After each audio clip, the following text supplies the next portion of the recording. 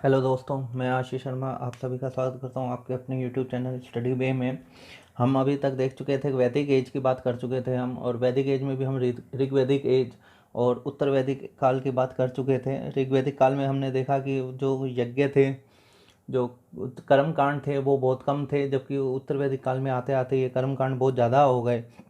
हिंदू धर्म में या वैदिक धर्म में या उस काल में जो थे वो बहुत ज़्यादा अंधविश्वास और उस टाइप से हो गए। तो यहाँ पे जो अपना नेक्स्ट टॉपिक आता है वो आता है धार्मिक आंदोलन। यहाँ पे कुछ धार्मिक आंदोलन हुए जिनको हम देखते हैं। तो आज का हमारा जो टॉपिक है वो है धार्मिक आंदोलन, या इसको इंग्लिश में बोले तो रिलीजियस मूवमेंट ये कहे जाते हैं। तो कुछ धार्मिक आंदोलन हुए यहाँ पे, कुछ धर्मों का नया विकास हुआ, कुछ धर्म नए बने, जिनमें हम देखते हैं कि सबसे पहले आता है जो नया धर्म बना वो था बौद्ध धर्म। ये एक्चुअली कुछ कोई नया धर्म नहीं था, ये हिंदू धर्म में जो बुराइयां आ गई थी उन्हीं को दूर करते हुए एक नया धर्म बना दिया गया, या हिंदू धर्म या वैदिक धर्म से ही ये एक नया धर्म निकला है। तो ये कोई नया धर्म नहीं है, ये बस उसको कमियों को दूर करने के लिए नया धर्म चला दिया गया है। तो इस बौद्ध धर्म में को हम 3 भागों में डिवाइड करके पढ़ेंगे। तो पहला जो भाग है ए, वो आता है बुद्ध।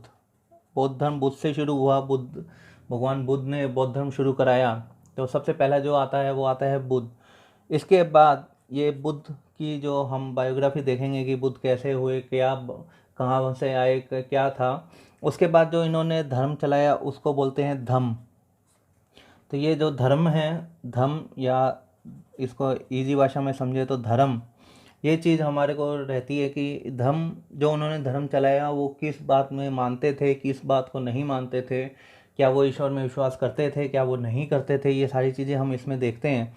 और तीसरा जो इन्होंने प्रचार प्रसार के लिए जो संगठन बनाया जिसको हम कहते हैं संघ, इसको आप इजी भाषा में समझें संघ को, तो इसका मतलब होता है संगठन।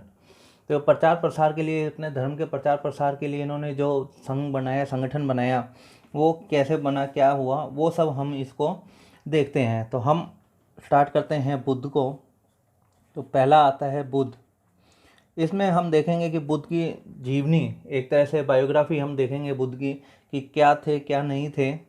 तो इनका जो नाम हम जानते हैं वो जानते हैं गौतम बुद्ध। गौतम बुद्ध। तो इनका जो जन्म हुआ था वो किस काल राज्य में हुआ था? तो ये था शाक्य कुल के, जो हमारा कुल था, जो कास्ट हम आज मान सकते हैं, तो ये शाक्य कुल के थे, इसलिए इनको शाक्य मुनि भी कहा जाता है। क्वेश्चन आ सकता है कि शाक्य मुनि कहा जाता है तो गौतम बुद्ध को, या फिर इनको एशिया का प्रकाश पुंज भी कहा जाता है। एशिया का प्रकाश पुंज मतलब कि लाइट ऑफ एशिया, इंग्लिश में अगर ऐसा आ जाए, ये हिंदी में भी लिखा हुआ आ सकता है लाइट ऑफ एशिया।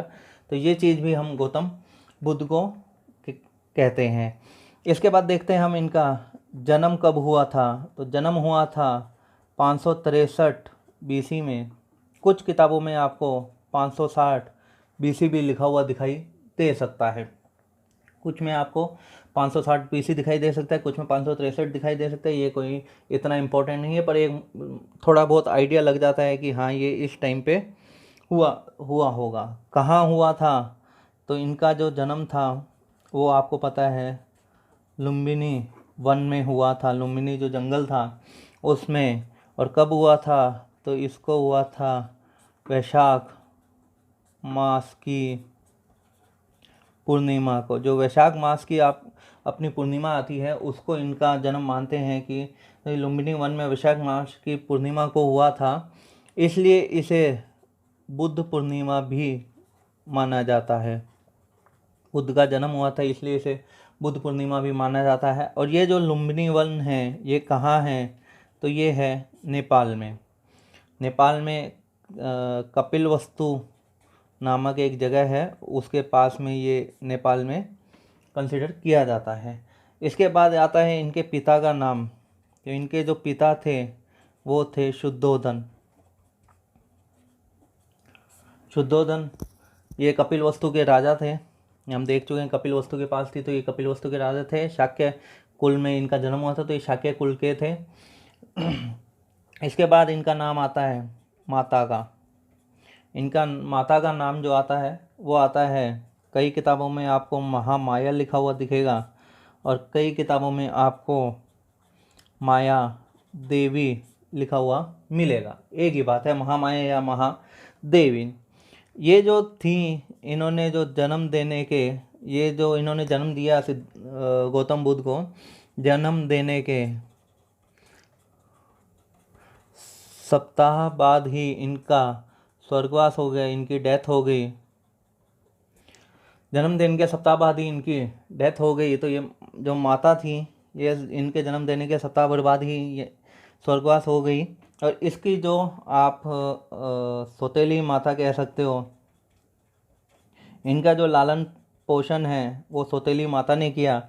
जो कौन थी, जिनका नाम है प्रजापति गौतमी। इनका जो लालन पालन है या पालन पोषण आप कह सकते हो, पालन पोषण जो सिद्धार्थ जो गौतम बुद्ध का पालन पोषण किया वो इनकी सौतेली माता प्रजापति गौतमी ने किया। ये इनकी अब आता है बचपन का नाम।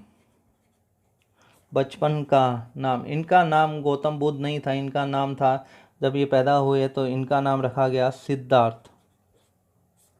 तो इनका नाम रखा गया सिद्धार्थ, इनका नाम सिद्धार्थ रखा गया। इनकी जिस शादी हुई थी तो पत्नी का नाम जो था वो था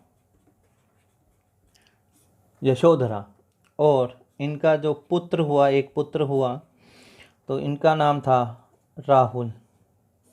ये तो इनकी थोड़ी सी बायोडाटा हो गया एक तरह से कि भी पिता का नाम क्या था, माता का नाम क्या था, इनका खुद का नाम क्या था, और सौतेली माता कौन थी, पत्नी कौन थी, और पुत्र कौन था। इनकी जो शादी हुई थी वो 16 वर्ष की उम्र में इनकी शादी हो गई थी, और 19 वर्ष की उम्र में, जो 19 साल के हुए, तो इनके पुत्र हो गया था जिसका नाम इन्होंने रखा राहुल। तो ये तो इनकी बात हो गई थी कि ये चलते हैं। तो अब देखते हैं कि ये सिद्धार्थ जो है वो बुद्ध कैसे बने, उसकी क्या कहानी है, उसकी क्या चीज़ रहती है, तो हम वो देखते हैं कि इसके बाद क्या होता है। तो इनके जीवन में 4 घटनाएं घटती है। कहा जाता है इनके जीवन में 4 घटनाएं घटती है जिनके कारण ये धार्मिक, ये जो साधु संत है ये घर छोड़ के चले जाते हैं। तो ये 4 घटनाएं कौन कौन सी थी, तो इनको 4 लोग दिखते हैं, 4 व्यक्ति दिखते हैं। जो पहला है एक रोगी, एक बीमार व्यक्ति, एक तरह से एक बीमार व्यक्ति इनको दिखता है कि हाँ यार कि ये बीमार है, ये है।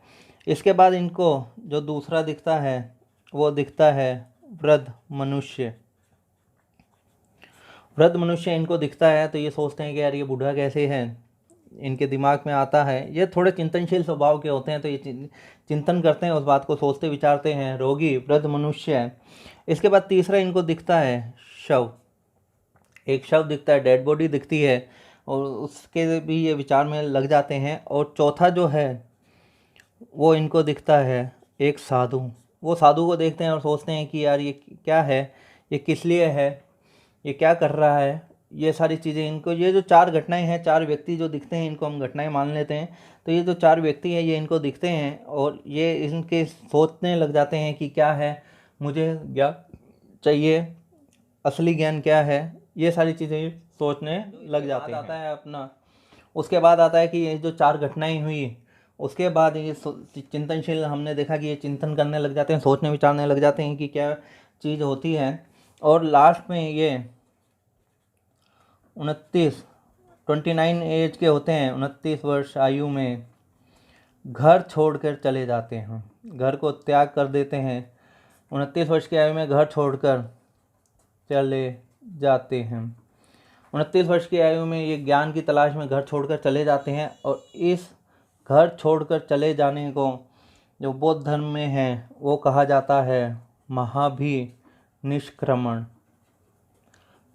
तो आपसे कोई पूछ ले कि महाभिनिष्क्रमण बौद्ध धर्म में क्या है, तो वो है कि जो बुद्ध हैं वो घर छोड़कर चले गए हैं, घर को त्याग कर चले गए हैं, तो इस घटना को महाभिनिष्क्रमण कहा जाता है। और ये किस लिए जाते हैं, ये जाते हैं ज्ञान की खोज में। ज्ञान की खोज में ये जाते हैं तो ये महाभिनिष्क्रमण कहा जाता है इनको। इसके बाद देखिए अपन सीधा ही कुछ नहीं कर सकते हैं, अपन को गाइडेंस चाहिए होती है। तो इनके जो फर्स्ट गुरु होते हैं, जो पहली बार गुरु, इनके दो गुरु बनते हैं। तो पहले गुरु होते हैं वो होते हैं आलार कलाम। ये जो अपने गुरु बनाते हैं वो आलार कलाम को बनाते हैं। ये कहाँ पे होते हैं? ये उस टाइम पे वैशाली में होते हैं, और वैशाली में आके ये रुकते हैं और यहाँ पे ये इनसे शिक्षा लेने की कोशिश करते हैं, पर नहीं, ये इनको सेटिस्फाइड नहीं कर पाते हैं कि ये जो बुद्ध जो चाहते थे वो चीज़ ये नहीं बता पाते हैं। तो ये इनको छोड़ के इनके जो सेकंड गुरु हैं, जो दूसरे गुरु हैं, उनके पास चले जाते हैं। उसका नाम होता है उद्रक रामपुत। उद्रक रामपुत ये उस टाइम पे राजगृह में होते हैं। ये इनके पास आते हैं और इनसे कहते हैं कि आप हमें ज्ञान की बात करिए, ज्ञान दीजिए कि कहाँ पे क्या चीज़ रहती है। तो ये इनसे भी थोड़ा सेटिस्फाइड नहीं होते हैं और ये इनको भी छोड़ के चले जाते हैं, और सिर्फ अपने हिसाब से जो करना होता है वो करते हैं। पहले कुछ खाते हैं थोड़ा बहुत, उसके बाद फिर ये बिल्कुल ही खाने पीना छोड़ देते हैं और बिल्कुल ही निराहार रह के ये अपने साधना कर रहे होते हैं। तो इसके बाद इनको थोड़ा सा ज्ञान होता है कि नहीं यार, इतना ज़्यादा कठिन भी नहीं करना चाहिए, थोड़ा सा बीच का रास्ता अपनाना चाहिए। तो ये एक तरह से मध्यम मार्ग की खोज करते हैं, और मध्यम मार्ग की खोज के बाद इनको जब आता है तो इनको लगभग आप देखिए नेक्स्ट जो है 35 वर्ष की आयु में, 35 वर्ष की आयु में इनको ज्ञान की प्राप्ति होती है। इनको ज्ञान की प्राप्ति हुई, 35 वर्ष की आयु में इनको ज्ञान की प्राप्ति हुई। और जैसे ही इनको ज्ञान की प्राप्ति होती है, ये सिद्धार्थ से क्या बन जाते हैं? बुद्ध। ये सिद्धार्थ से बुद्ध बन जाते हैं। ये जैसे ही इनको ज्ञान की प्राप्ति होती है, सिद्धार्थ से बुद्ध बन जाते हैं। अब यहाँ पे कुछ क्वेश्चन बनते हैं, जैसे कि ये जिस वृक्ष के नीचे इनको ज्ञान की प्राप्ति हुई वो कौन सा था? तो वो था पीपल का वृक्ष था। उसके बाद कौन सी जगह थी? वो गया नामक जगह थी जहाँ पे इनको ज्ञान की प्राप्ति हुई, तो उसके बाद इसका नाम बोध गया हो गया। और कौन सी नदी के किनारे हुई? तो ये निरंजना नदी, या आपके पास आ सकता है फल्गु नदी, फल्गु नदी के किनारे हुई थी। तो वृक्ष जो है पीपल था, तो इसको बोधि वृक्ष बोला गया, क्योंकि यहाँ पे इसी वृक्ष के नीचे इनको बोध ज्ञान की प्राप्ति हुई थी, तो इसीलिए इनको बोधि वृक्ष बोला गया। तो ये नदी के पास थी निरंजना नदी, फल्गु नदी, और स्थान जो था वो हो गया आपका बोध गया। इसके बाद जो इन्होंने पहला उपदेश दिया अपना, क्योंकि अब ज्ञान की प्राप्ति हो गई तो ये कहीं ना कहीं उपदेश देंगे, तो पहला उपदेश जो था वो कहाँ दिया? वो दिया सारनाथ, यूपी में। सारनाथ यूपी में। और इस घटना को, जो इन्होंने पहला उपदेश दिया, इस घटना को धर्म चक्र प्रवर्तन कहा गया। इस घटना को धर्म चक्र प्रवर्तन कहा गया। पहला उपदेश देने की घटना को धर्म चक्र प्रवर्तन कहा गया बौद्ध साहित्य में। और कहाँ दिया? सारनाथ यूपी में दिया। इसके बाद हम देखते हैं कि इनकी जो मृत्यु है वो कब होती है। तो कुछ किताबों में आपको 480 BC मिलेगा और कुछ में 483 BC मिलेगा। तो ये लगभग 80 वर्ष की आयु में इनकी, 80 साल जिए और 80 वर्ष की आयु में इनकी डेथ होती है। कहाँ अब इसकी जो मृत्यु है वो कहाँ होती है? तो वो होती है कुशीनगर में। कई जगह आपको कुशीनारा मिलेगा, कई बुक्स में आपको कुशीनारा मिलेगा। कहाँ है ये? तो ये है यूपी में, कुशीनारा यूपी में। जो इनकी मृत्यु हुई, इस घटना को महापरिनिर्वाण कहा जाता है। इस घटना को महापरिनिर्वाण कहा जाता है। मृत्यु कब हुई? तो ये कहते हैं चुंद नामक